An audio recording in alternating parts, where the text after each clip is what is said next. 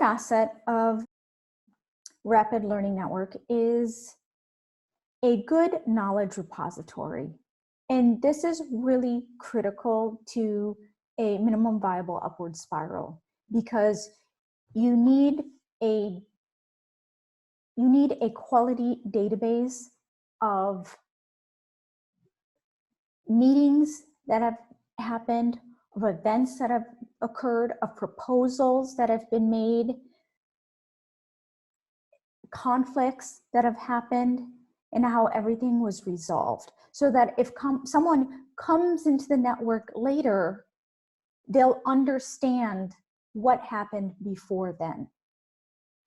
And so they can figure out if there's a rule on the books, why it was put in place, and what kind of conflict led up to that in order to actually make that rule. Without a knowledge repository, you don't have that kind of history. Without a knowledge repository, it's actually hard to build up a body of wisdom that communicates why you are at the point you are today, or what happened to get you there. A knowledge repository gives you information on the tools, on the platforms, on the protocols that the network uses.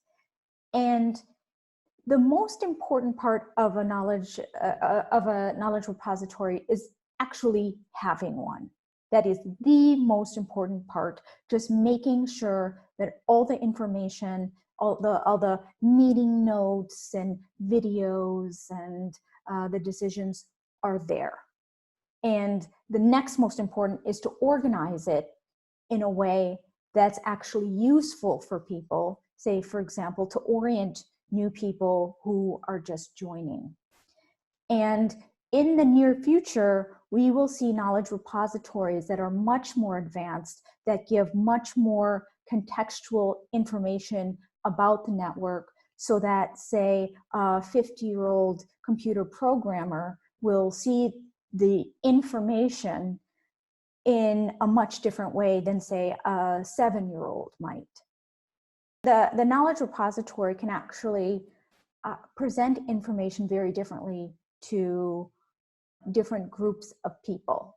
One of the things that's also critical about the knowledge repository is what conflicts have taken place and how these conflicts were resolved.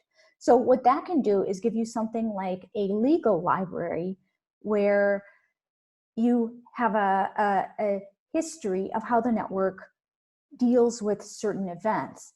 And that actually makes for a much better investment environment, because it's more predictable. People know if they behave this way, then the network will respond in this other way. One of the most important parts of a knowledge repository is the reporting of failure across the network. If you want to have a network that actually gets smarter with every iteration, it's critical to realize what has failed in the past so you can learn from your mistakes. That's almost the most important part of this system.